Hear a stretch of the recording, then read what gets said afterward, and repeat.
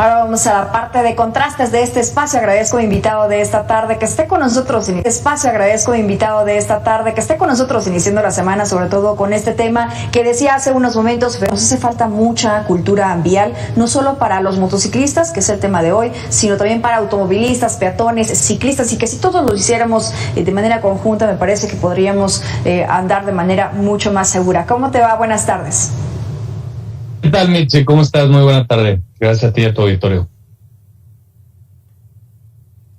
Gracias a ti por estar con nosotros. A ver, la reglamentación que se tiene en nuestro país no es generalizada, es de manera particular en cada una de las entidades, en cada uno de los municipios, pero ¿por qué no hacer una general? ¿Por qué no tenerla ya para que todos los motociclistas en nuestro país entiendan qué es lo que tienen que hacer, hasta dónde lo pueden hacer? ¿Por qué no se puede hacer esto?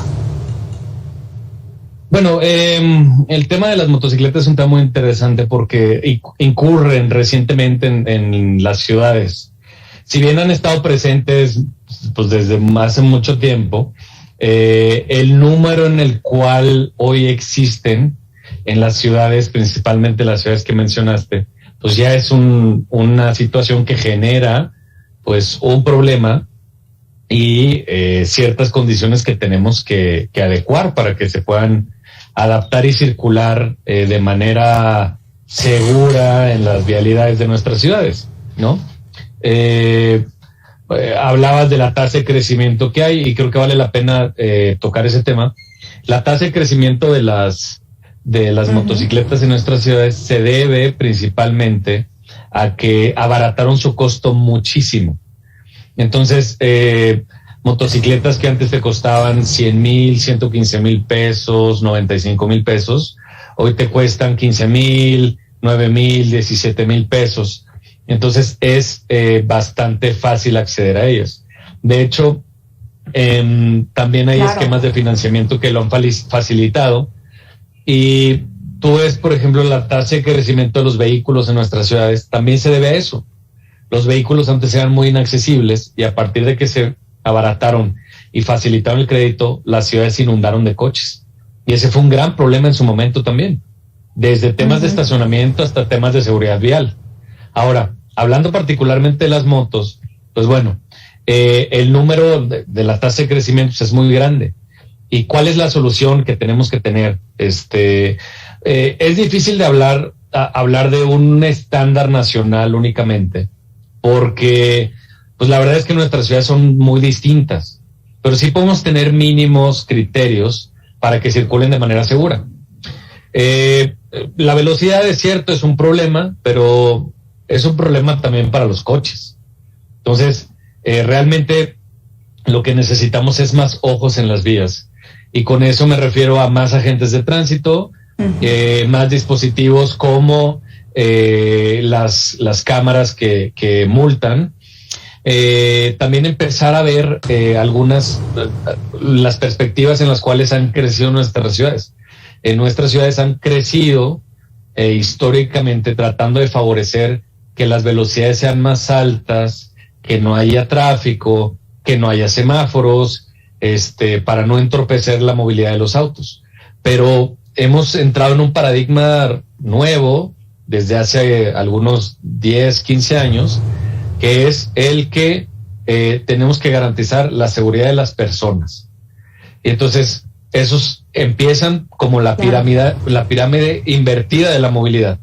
Primero favoreciendo a los más vulnerables, que son los peatones, luego los ciclistas, luego el transporte público, luego los motociclistas, luego los automovilistas y luego el transporte de carga. En ese sentido, pues nuestras ciudades se tienen que reconfigurar, bajar sus velocidades. Por ejemplo, lo vemos en la Ciudad de México y en algunas otras ciudades del país.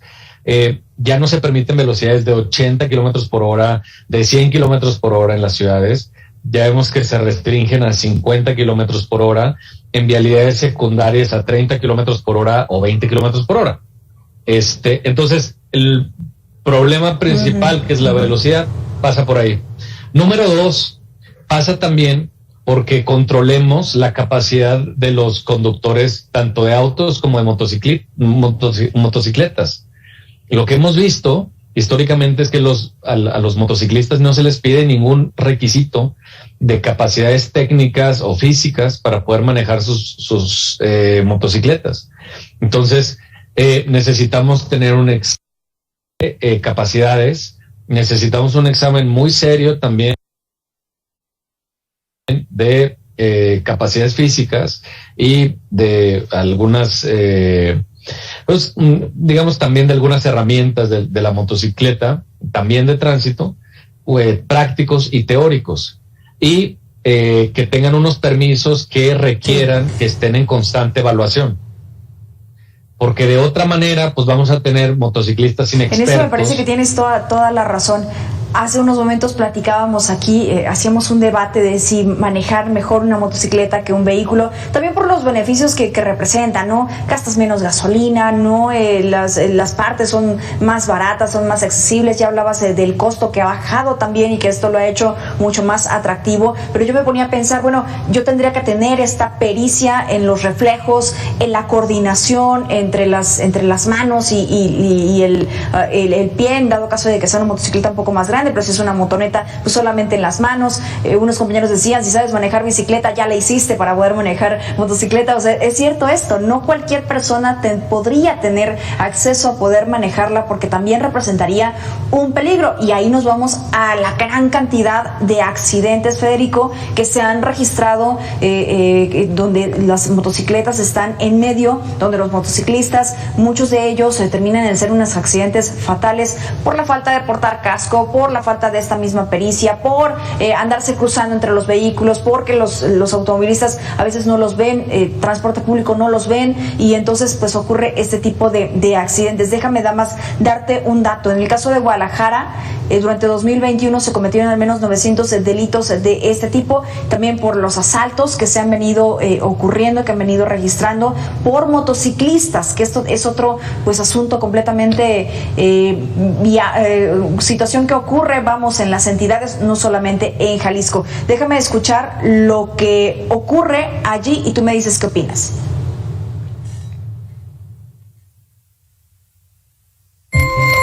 Establece la restricción para circular con motocicletas a 2 pasajeros en algunas zonas de la ciudad, que son los lugares donde más se cometen estos robos. El año pasado en estas zonas fueron casi 900 robos, casi el 80% de los delitos que se cometen son con motocicletas que no tienen sus papeles, sus registros. Por eso también estamos proponiendo una iniciativa al Congreso del Estado para que desde que tú compras una motocicleta en algún establecimiento comercial ya salga emplacada y con el debido registro. Dos asuntos, Federico: el de la seguridad como tal al momento de viajar, y el segundo, pues la seguridad en cuanto a los asaltos que se han venido registrando. Por eso hace falta una regulación. Sí, claro. O sea, a ver, ahí la cosa también hay que tener muy claro algo. Que a un motociclista lo atropellen porque algún transporte de carga no lo vio, pues eso no es culpa del motociclista. También tenemos un problema de transporte de carga en México muy grande. México es de los pocos países del mundo que permite el transporte de carga de doble remolque.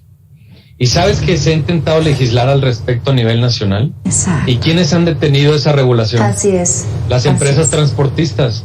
En especial, una que tiene transportes rojos con unas letras blancas, ¿sí te acuerdas cuál? Que venden unas bebidas de color negro que están llenas de azúcar y nos han enfermado de obesidad, diabetes. Porque dicen que les va a resultar más caro transportar sus productos, ¿no? Híjole, mira, qué mala noticia para Coca-Cola. Yo creo que va a quebrar por eso, ¿no? Pobrecitos, en serio, hay que ayudarlos. Entonces, en todo el mundo tienen esa reglamentación y yo no los he visto quebrar ni nada, por lo menos. Entonces, hay que ser muy serios con eso. A ver, los motociclistas también son muy vulnerables. A ver, tienen muchos problemas, en efecto. De repente va toda la familia en la motocicleta sin casco, a exceso de velocidad, se pasan el alto. Sí, es verdad, hay que sancionarlos, hay que tener una reglamentación clara, pero también son muy vulnerables porque ellos no tienen carrocería que los protejan.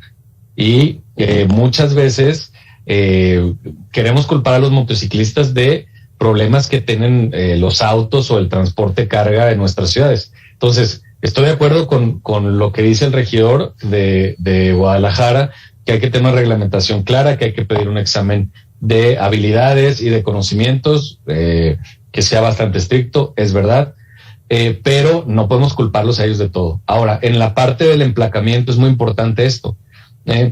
Es verdad que se han utilizado las motocicletas para delinquir, les llaman los motorratones, incluso en algunos lugares, y por eso también es un tema de seguridad pública, que hay que, ya lo hemos hablado en este espacio muchas veces, pero tenemos que llegar a un acuerdo nacional para que tengamos un emplacamiento nacional, como sucedía durante toda la historia hasta 1997, que se hizo esa reforma, y hasta el 2011 de Felipe Calderón, que en un acto más de todas las irresponsabilidades que cometió ese señor, permitió que ya no hubiera emplacamiento federal.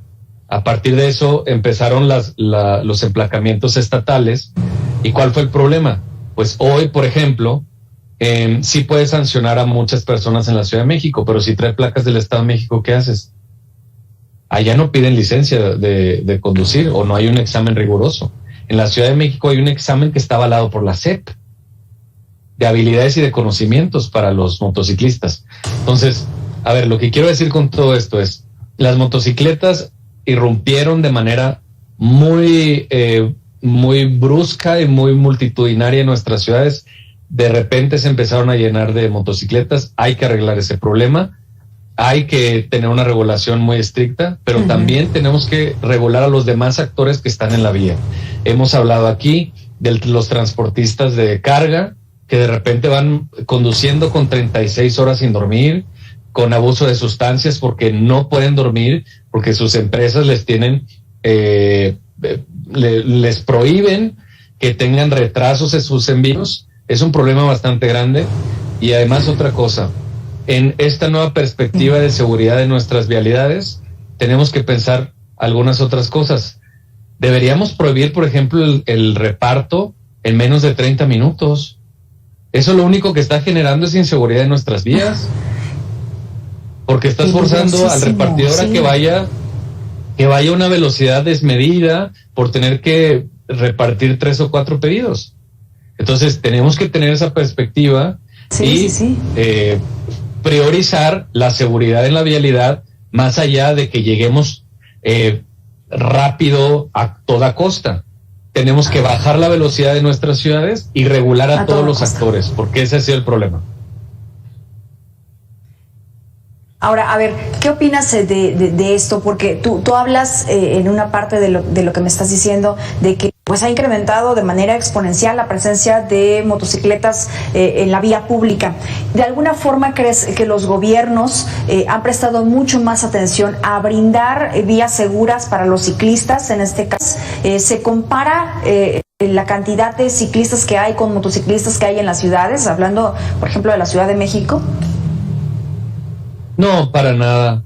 La verdad es que en la ciudad, en el país, ha habido un avance muy lento en la infraestructura ciclista, un transporte que los que fomentamos la movilidad en bicicleta, no queremos que todo el mundo se mueva en bicicleta, pero queremos que la gente que lo quiera hacer lo haga de manera segura y que podamos tener vialidades seguras para que mucho más gente se vaya animando y haya algunas rutas que pueda hacer, que no tengas que ir por las tortillas a 2 cuadras de tu casa en tu coche, sobre todo porque ya no te conviene.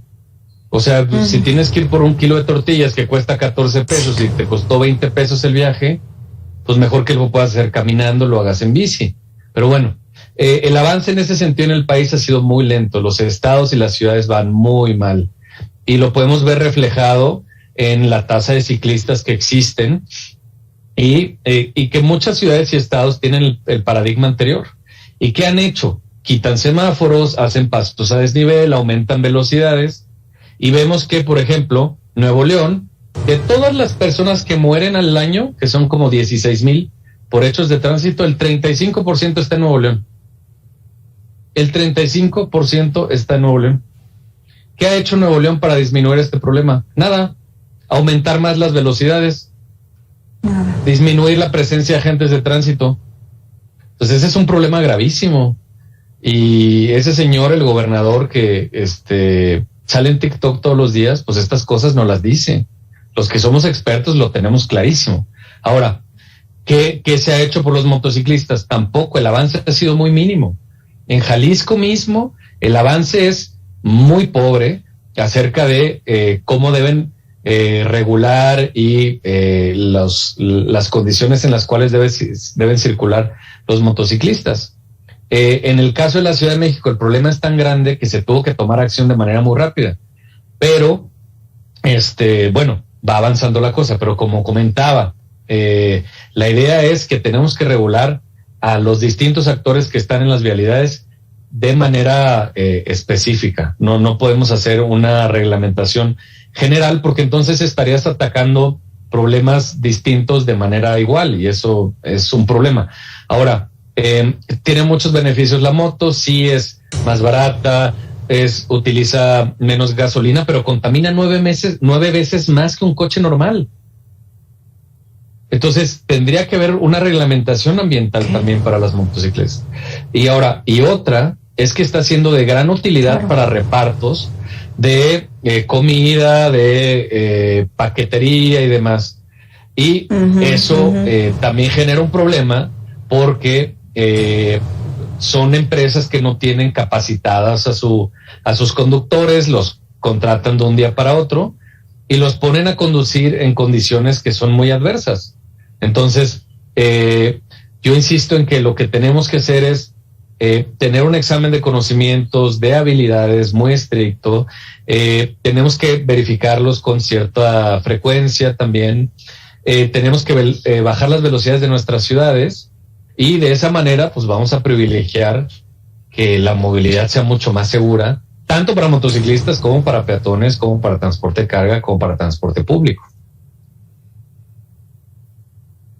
Para todos, que sea una seguridad para todos. Ahora, yo te preguntaría, ¿qué opinas de los mototaxis? Porque vamos a ese tema. En Puebla, Oaxaca, Tabasco y Veracruz son los únicos que lo tienen reglamentado, pero en los últimos años estos vehículos pasaron de ser un medio económico a ser un medio útil para la delincuencia. Federico, vamos a escuchar lo que dicen al respecto y tú me dices lo que opinas. Y es una epidemia. Ya el espíritu donde nació era para atender en las localidades, colonias o ejidos. ¿Qué opinas? Sí, a ver, los mototaxis como los bicitaxis, como los taxis normales, como los autobuses que van de un estado a otro, tienen su utilidad y tienen su fin, que es mover gente en zonas donde no llegas en auto, donde no puedes llegar tampoco en el transporte público. En ese sentido me parece muy normal que existan. Que se puede delinquir en ellos, eso se acaba con un operativo bastante estricto y permanente con los bicitaxis y con los mototaxis, perdón. ¿Se utilizan para delinquir? Sí, también los trailers, también los aviones, también los yates, también los buques, también las bicicletas, también pues delinquir a pie.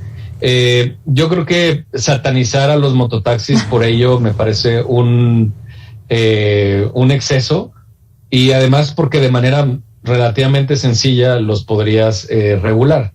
Ahora, debes controlarlos para que existan las unidades que estén en condiciones, que los conductores estén capacitados y que no tengan este tipo de comportamientos. ¿Qué podrías hacer? Por ejemplo, licencias específicas para mototaxis, placas específicas para mototaxis, tener presente un tarjetón para saber quiénes son las personas que están ahí, tener, por ejemplo, una cámara de videovigilancia, botón de pánico, etcétera. Entonces, eso lo podemos arreglar, pero hay que abocarse a ello, porque de otra manera, pues sí se prestaría a que tengan este tipo de actitudes. Vamos a tener esta voluntad entre todos. Y ya nada más a manera de conclusión, Federico, yo te preguntaría, ¿cuáles son los retos de la educación vial para esta coexistencia entre peatón, ciclistas, motociclistas, transporte público, ¿no? Para que todos, digamos, estemos en armonía, ya nada más como conclusión. Fíjate, yo lo diría de manera muy sencilla. tenemos que garantizar que todas nuestras vialidades podamos utilizarlas, todos los actores que circulamos sobre ellas de manera segura. Y eso significa ser muy estrictos con los vehículos que representan un mayor peligro. Y eso lo tenemos en estadísticas bastante claras. Tenemos que ser más rigurosos con el transporte de carga. Tenemos que ser más rigurosos con los vehículos también. Existen muchos estados en nuestra república donde no hay examen ni de conocimiento ni de habilidades para alguien que conduce un auto. Tenemos que ser bastante estrictos también con los motociclistas y tenemos que generar espacios de sana convivencia y de sana circulación para peatones y ciclistas, personas con discapacidad, personas adultas mayores que puedan utilizar las calles. Las calles no solo son para mover autos, las calles son para mover personas. Y en ese sentido, tenemos que fomentar mucho más el uso del transporte público, y eso pasa porque los gobiernos inviertan más en transporte público. México, a nivel estatal, está reprobado en la inversión en transporte público. Tenemos un transporte público a nivel nacional en los estados, tenemos un transporte público inseguro, un transporte público caro, un transporte público ineficiente, un transporte público manejado por personas que no están capacitadas para hacerlo y liderados por mafias, que son básicamente extorsionadores y administradores de sus privilegios en los estados. No es sorpresa que en México tenemos 5 o 6 estados que tienen el transporte público más caro de América Latina y que lo tienen en condiciones bastante pobres. Y vemos otras ciudades como la Ciudad de México, como empieza a ser Jalisco, y perdóname que pare de contar, pero es que básicamente ahí se acaba, que están invirtiendo mucho más en transporte público, que tienen unidades nuevas, que tienen capacitados a sus conductores, que pagas con tarjeta electrónica, que tienes metro, que tienes metrobús, que tienes muchas opciones para moverte y no solamente tienes el auto. Tenemos el caso de Aguascalientes, tenemos el caso de Estado de México, tenemos el caso de Nuevo León, que tiene un transporte público pésimo, y hace un par de meses el gobernador lo quería aumentar 3 veces. Entonces, tú lo sabes muy bien, Mitch, si lo hemos platicado, no podemos fomentar o no podemos aumentar el transporte público si no mejoran sus condiciones. Entonces, yo diría que por el bien de todos en nuestras vialidades, tenemos que poner atención a las personas más vulnerables y ser mucho más estrictos con los vehículos que son más peligrosos, que circulan a mayor velocidad, tienen mayor tonelaje y son más riesgosos para la gente. Exacto, empezar por ahí, vamos, que podría ser por lo básico, ¿no? Federico Taboada, muchas gracias por esos minutos con el auditorio de Mega Noticias. Siempre es un placer poder escucharte y platicar contigo respecto de estos temas. Urbanista especialista en movilidad. Que tengas excelente inicio de semana. Gracias, Mitzi. A la otra nos vamos vestidos igual de nuevo. Por supuesto que sí, coincidimos, siempre estamos en sintonía. Gracias, Federico, que tengas excelente tarde. Usted y yo marcamos el corte y regresamos con más.